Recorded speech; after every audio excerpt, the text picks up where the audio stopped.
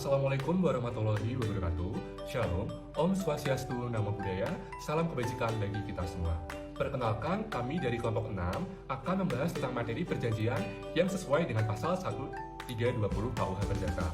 Kelompok kami sendiri beranggotakan saya, Hafid Hilban Putratu dengan NIM 11.1221-30432. Saya Suratkendian Nugroho dengan NIM 11.1221-30429. Saya Deva Amira Putri dengan NIM akhir 430. Saya Brahma Deva Adiansa dengan NIM akhir 431. Saya Fahmi Rosyadi dengan NIM 11.1221-30433. Saya Ansel Raya Setiawan dengan NIM 11.122-130-434. Karena kelompok kami membahas tentang syarat sah suatu perjanjian, baiknya kita mengerti dulu apa itu perjanjian. Menurut pasal 1313 KUH Perdata, suatu perjanjian adalah suatu perbuatan dengan mana satu orang atau lebih mengikatkan dirinya terhadap satu orang lain atau lebih. Tujuan dibuatnya perjanjian ini adalah sebagai dasar penyelesaian apabila timbul masalah di kemudian hari, agar para pihak terlindungi mendapatkan kepastian hukum dan keadilan. Berdasarkan pasal 1320 KUH Perdata, terdapat 4 poin tentang syarat sahnya suatu perjanjian. Yang pertama, adanya suatu kesepakatan antara pihak-pihak yang melakukan suatu perjanjian. Yang kedua, adanya kecakapan antara pihak-pihak untuk melakukan suatu ikatan perjanjian. Yang ketiga, adanya suatu persoalan tertentu. Dan yang terakhir, yang keempat, adanya sebab yang halal atau tidak terlarang. Syarat sah perjanjian. Syarat sah perjanjian terdiri atas dua macam. Yang pertama syarat subjektif. Yang kedua adalah syarat objektif. Syarat subjektif terdiri atas dua. Yang pertama, kesepakatan para pihak. Dalam hal ini, setiap pihak harus memiliki kemauan yang bebas untuk mengikat diri dalam suatu perjanjian. Ketentuan ini diatur dalam pasal 1321 KUH Perdata. Selanjutnya, yang kedua adalah kecakapan para pihak.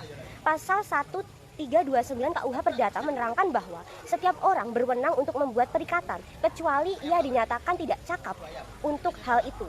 Dan pada pasal 1330 KUH Perdata menerangkan terkait siapa saja yang dapat dinyatakan tidak cakap. Selanjutnya, yang kedua syarat objektif. Yang termasuk syarat objektif, yang pertama adalah mengenai suatu hal. Terkait suatu pokok persoalan atau hal tertentu bermakna apa yang harus menjadi perjanjian atau diperjanjikan oleh kedua pihak. Hal ini dijelaskan dalam pasal 1332 dan 1333 KUH Perdata. Nomor 4, yang terakhir adalah sebab yang halal. Maksudnya di sini dari perjanjian tidak boleh bertentangan dengan undang-undang, kesusilaan maupun ketertiban umum. Hal ini dijelaskan dalam pasal 1337 KUH Perdata. Batalnya suatu perjanjian jika dikorelasikan dengan pasal 1320 KUH Perdata tentang syarat-syarat perjanjian. Maka terdapat dua jenis batalnya suatu perjanjian. Yang pertama adalah dapat dibatalkan atau avoidable, yaitu batalnya suatu perjanjian jika tidak memenuhi syarat subjektif, syarat yang terdapat di ayat 1 dan 2. Artinya dalam suatu perjanjian ini tidak terdapat kesepakatan dan kecakapan antara pihak ini memenuhi pasal 1330. Artinya masih belum dianggap mampu melakukan perjanjian, seperti belum dewasa, belum berumur 21 tahun, atau masih di bawah pengampuan atau merupakan seorang kurandus, atau dalam suatu perjanjian kesepakatannya ini tidak dikeluarkan dengan bebas, artinya terdapat paksaan atau terdapat suatu penipuan di dalamnya. Maksudnya dapat dibatalkan dalam hal ini adalah salah satu pihak dapat mengajukan pembatalannya kepada hakim, sehingga hakim memberikan putusan yang dapat mengakibatkan suatu akibat hukum. Karena jika tidak melalui prosedur demikian, sejatinya perjanjian ini masih mengikat kedua pihak. Jadi perlu adanya putusan dari hakim supaya pembatalannya memiliki kekuatan hukum.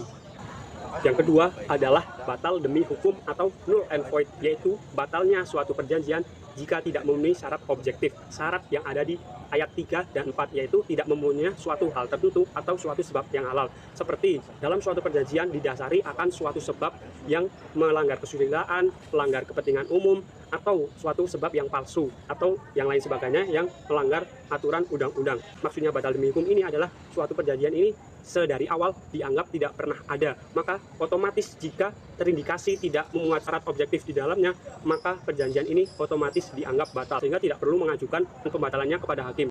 Karena perjanjian ini tidak berakibat hukum, maka perjanjian ini otomatis dianggap batal, otomatis dianggap tidak pernah ada perjanjian atau perikatan di dalamnya, sehingga batal demi hukum.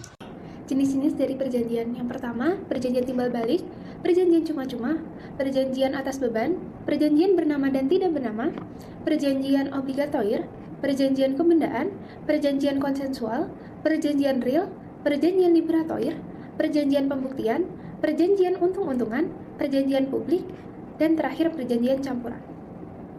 ketentuan umum perjanjian. Dalam ketentuan umum ini, yang pertama terdapat risiko sehingga orang wajib bertanggung jawab dalam perjanjian tersebut.